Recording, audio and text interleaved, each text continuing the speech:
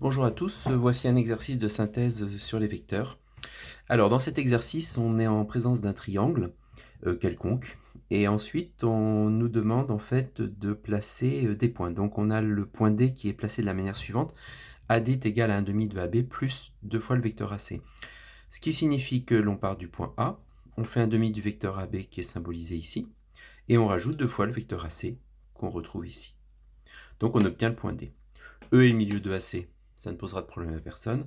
Et par contre, là où ça se complique, c'est quand on doit placer le point F tel que 3FC plus FB est égal au vecteur nul.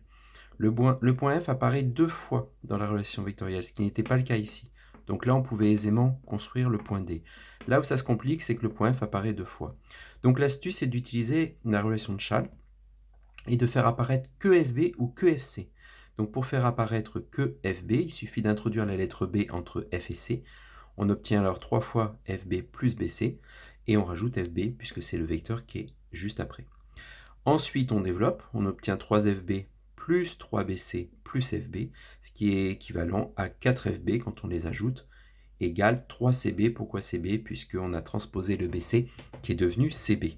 On obtient alors BF si on transpose les lettres, et du coup BC, et on transpose le 4, ce qui devient 3 quarts. Donc BF est égal à 3 quarts de BC, et là c'est beaucoup plus facile, puisque BF doit être égal à 3 quarts de BC, ce qui veut dire qu'on prend BC, on le coupe en 4 parts égales, et on en prend 3 morceaux. Voilà alors le point F.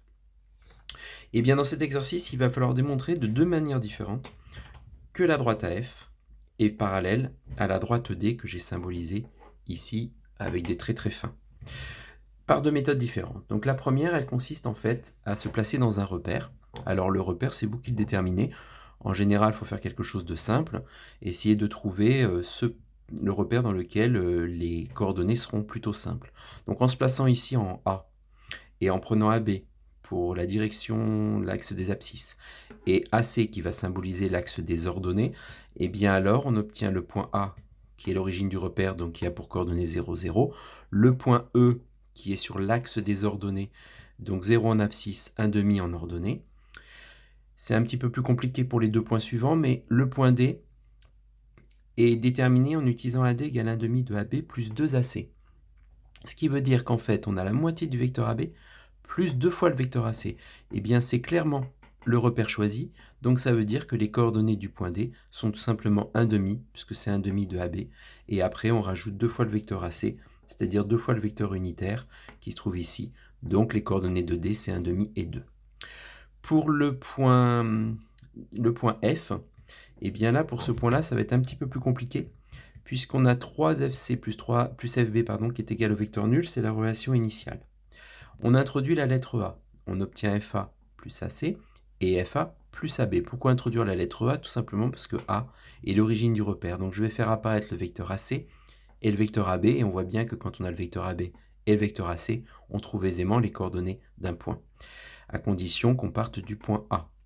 Donc 3FA plus 3AC plus FA plus AB égale le vecteur nul. 3FA plus FA, on obtient 4FA.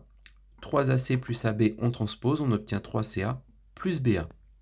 On n'oublie pas de changer les lettres quand on transpose. C'est soit moins 3AC ou soit 3CA, on fait ce qu'on veut. On obtient alors le vecteur AF si je transpose, mais si je transpose à gauche, il faut transposer à droite, donc le vecteur CA devient AC, et le vecteur BA devient le vecteur AB. Et on transpose le 4, donc on divise par 3 le nombre, par 4 le nombre 3, et par 4 le nombre 1 qui n'était pas écrit, mais ça voulait dire 1BA, donc un quart. On obtient alors AF qui est égal à 3 quarts de AC plus 1 quart de AB, ce qui veut dire qu'on prend un quart dans la direction des abscisses, et 3 quarts dans la direction des ordonnées. On obtient alors le point F. Une fois qu'on a les coordonnées des 3 points, le reste est un jeu d'enfant, puisque il suffit, pour démontrer que les droites sont parallèles, de vérifier que le vecteur AF et le vecteur ED sont bien collinéaires. On calcule les coordonnées de vecteur AF, xf moins xa, yf moins yk, xf et yf étant 1 quart et 3 quarts, et a pour coordonnées 0, 0, donc on obtient 1 quart et 3 quarts. Pour le vecteur ED, on fait xd moins xe, yd moins yE. Donc 1 demi qu'on retrouve ici, 1 demi et 2, et on retire les coordonnées de E qui sont 0 et 1 demi. donc ce qui fait 1 demi et 3 demi, puisque 2 moins 1 demi, ça donne 4 demi moins 1 demi, donc 3 demi. On calcule après le déterminant de AF et ED. 1 quart, 3 quarts, 1 demi, 3 demi, je n'ai fait que recopier les coordonnées de ces vecteurs. Je fais un produit en croix, 1 quart fois 3 demi, moins 3 quarts fois 1 demi, ce qui fait 3 huitièmes moins 3 huitièmes. On obtient alors 0. Conclusion, les deux vecteurs sont collinéaires et les deux droites sont parallèles. La deuxième méthode consiste en fait à ne pas prendre un repère, mais à essayer de trouver une relation qui va lier le vecteur AF à celui de ED. Donc on sait déjà que AF est égal à 1 quart de AB plus 3 quarts de AC. Ça on le sait grâce à la relation précédente qui se trouve ici. Donc il faut avoir fait au moins cette étape-là de toute façon dans la deuxième méthode. Donc elle paraît plus courte parce qu'il n'y a pas beaucoup de place. Et là ça paraît plus grand, mais il faut savoir que cette partie-là de toute façon serait à refaire ici si on vous demandait que la deuxième méthode. Là où ça se complique un petit peu, c'est pour ED. Donc il faut qu'on arrive à faire apparaître le point A. Pourquoi le point A? Tout simplement parce que j'aimerais avoir un certain nombre de paquets de AB et un certain nombre de paquets de AC. Donc on part de ED, on introduit la lettre A grâce à la relation de Schall, ce qui fait du coup moins 1 demi de AC plus 1 demi de AB. Alors pourquoi j'écris cette relation-là? Tout simplement parce que le vecteur EA est égal, regardez bien le schéma, EA est égal à moins 1 demi de AC. Donc c'est déjà un demi, ça on le savait, mais comme c'est pas dans le même sens, il faut prendre l'opposé. Et le vecteur AD est défini ici dans l'énoncé. 1 demi de AB plus 2 AC. Donc on obtient, celui-ci correspond à celui-là, et le AD correspond à ces deux-là. Quand on recopie le 1 demi de AB, donc on obtient ceci. Et par contre, ici, on a moins 1 demi de AC plus 2 AC.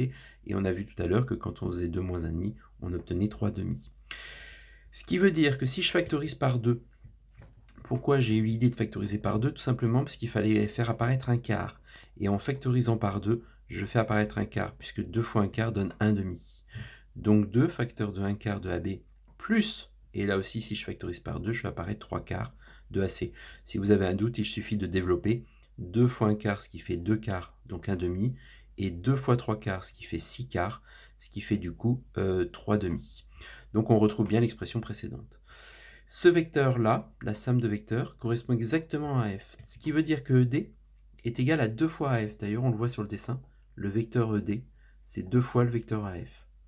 Donc en fait, on obtient deux vecteurs qui sont collinéaires, donc deux droites qui sont parallèles. Voilà pour cet exercice. À bientôt pour un prochain exercice.